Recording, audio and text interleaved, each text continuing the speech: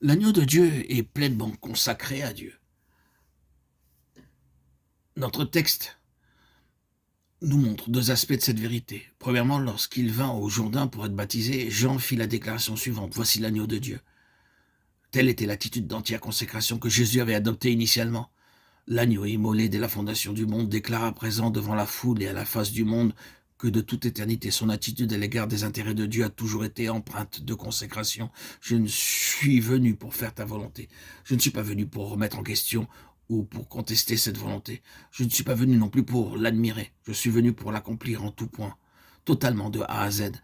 L'épisode du Jourdain ne fait ressortir que la proclamation du Fils. Il ne s'agissait pas d'accepter la volonté de Dieu. Ceci avait déjà eu lieu avant la fondation du monde, et c'est à ce moment-là que l'agneau fut immolé. Le prix à payer était élevé. Arrêtons-nous un peu sur cette déclaration: l'agneau immolé dès la fondation du monde. Que signifie-t-elle? Elle signifie tout simplement que dans les conseils de Dieu, alors que les trois personnes de la Trinité s'entretenaient de ce grand dessein, ce dessein éternel, et décidaient de le mettre en application.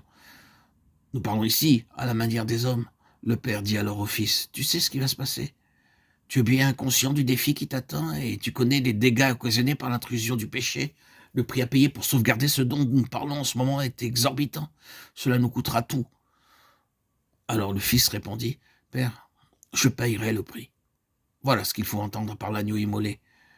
Puis le Père dit: « Très bien, nous en partagerons les frais. Le prix à payer sera à la fois le mien et le tien. » Et c'est à cet instant que nous pouvons intercaler cette phrase: « Dieu a tant aimé le monde qu'il a donné son Fils unique. » Lorsque le Fils fit son apparition ici-bas, il ne fit que prendre publiquement sur terre la position qu'il avait entérinée auparavant et la proclamer ouvertement.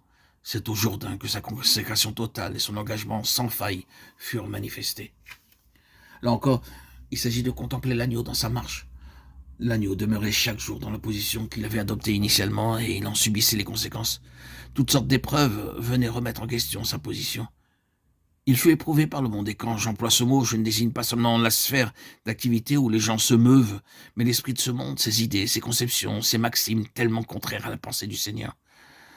Le prince de ce monde se fait le porte-parole des principes qui le régissent en proposant à Jésus de lui donner tous les royaumes de ce monde, si celui-ci se prosterne devant lui et l'adore. Ah, parlons de l'esprit de compromis. Si seulement tu voulais rabaisser un peu tes exigences et laisser tomber tes principes rigoureux et absolus, si seulement tu faisais un tout petit compromis, tu pourrais retirer tellement plus d'avantages. Ne sois pas si extrême, si absolu, si entier.